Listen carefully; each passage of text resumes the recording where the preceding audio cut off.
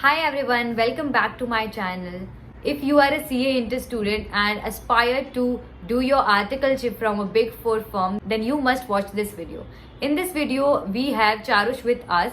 He will be sharing his experience on how did he applied for his articleship at EY and about each and every details of the articleship at a big four.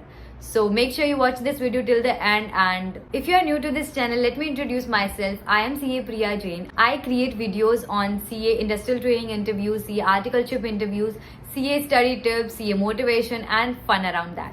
So make sure you subscribe this channel to stay updated and hit the like button to boost my confidence. So now let's start the video. Hi Charush, welcome to my channel. First of all, thank you so much for agreeing to share your valuable insights with the audience. So now let's just start this video with your brief intro. Hi everyone, my name is Charush Kumar. I am a CA final year student and also a final year undergraduate student at Sri Venkateshwara College, University of Delhi. I cleared my CA intermediate examinations in the previous attempt, November 2022. Post that I joined EY for my articleship in the business consulting domain. So how did you apply for your articleship? Have you applied post results or pre-results? So once the results were announced in mid of Jan, so there were a lot of requirements for articles. A lot of people from the team posted on LinkedIn that they require articles for this and this location, etc. And the email ID was mentioned. So I just directly applied on the mentioned email ID. And once my CV was sent there, then the further process carried out. Okay. And how many rounds of interview were there? I had 3 rounds probably. One was the HR round where the HR just confirmed the basic details around who am I, my base location, and will I be open to traveling or not. The second was a technical round which lasted for 30 to 40 minutes, and then there was a final round with the director which also lasted for 15 to 20 minutes where there was a discussion around why this firm, why this domain, and some technical checks here and there. So what were the questions which were asked in these interview rounds? And if you remember the exact questions, can you please share them?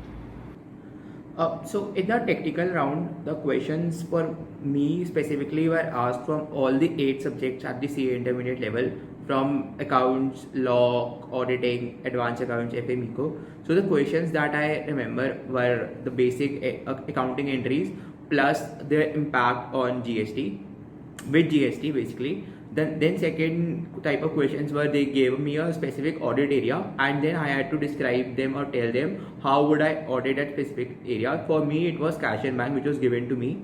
Then the third type of questions were related to FM where they asked me some concepts around NPV, IRR, and which companies I would invest given on some hypothetical data of sales and profit.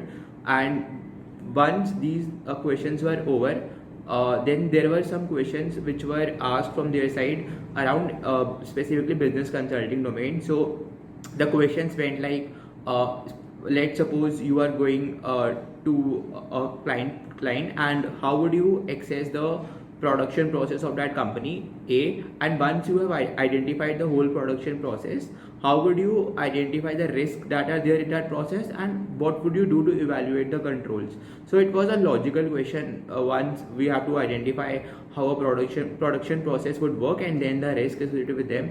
Similarly, one question which I was asked from this type was also, let's say you go into a Domino's store, so what kind of risk from the owner's point of view you would see there. Then similarly it was for Apple store also, like you go into an Apple store, so what kind of risk would you see there from the point of view of the owner of that store.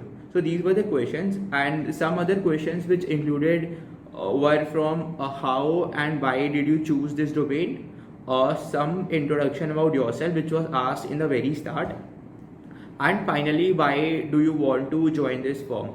As also my joining date was post 3 months from the interview, as I had my final year examinations. So there was a question every time that why do you want to apply this early when you want to join a little later, so you can always come back again. But I think that was a very specific question to me and not a very generic question. Can you tell us about the stipend across 3 years of articleship? I think it's a standard practice in every Big Four to give 15,000 in the first year of articleship, 20,000 in the second year of articleship, and 25,000 in the final year of articleship. So this is a standard practice followed across India, across all the big fours. So how many study leaves do they provide? And what about leaves for MCS and ITT? For study leaves, I think I might not be the right person, but as far as what I know is they do give study leaves. A lot of people do join the IT and MCS batch in the off season, and then they go back to the firm again for their work. So I think they give, and also there is a weekend option which a lot of people prefer. So there are both the ways you can do it. So do they allow articles to switch to industrial training later on? For industrial training, yes, they do allow for industrial training, and I think some big fours after the completion of 18 months, they also hire industrial trainees, as far as I know, for tax cluster and for the consulting domain. So from your experience, do you want to share some resume or interview tips for the audience? For resume tips, I think the number one thing that what I realized after working with them for 3 weeks or so, that they look for accountability and responsibility. If you can somehow showcase them through your resume that you have led some position or something, then you might have a more chance of converting that call.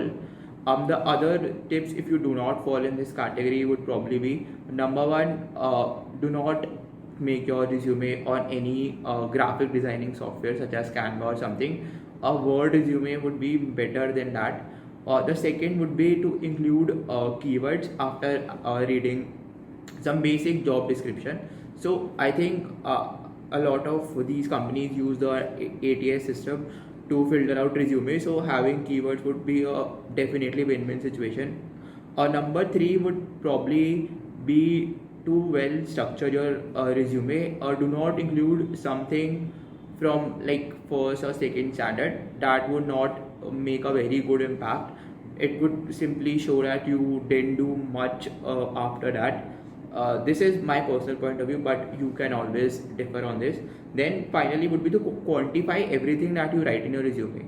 For example, if you secured third position, writing third position out of 100 students would make a good impact rather than just writing I secured third position. So these are the some tips that I followed, which I learned from a lot of seniors who told me this, and this is what I tell when someone asks. This is a thing that I followed, and if you like, you can also definitely follow. I did not prioritize any particular domain. A lot of my friends did. They went for audit or tax per se, but I instead prioritized my firm for that. The simple logic was at the intermediate level, I do not have any idea about how a field work. I just know I am just interested in a particular domain because of the marks I scored or the way the teacher taught. So instead I prioritized my firm, and the best reason was that I would get to work with some of the smart people in the market. This is what I followed, and if you like, you can also follow this. Thank you so much for sharing these valuable insights, and I hope it will be a great value addition for the audience. Thank you so much.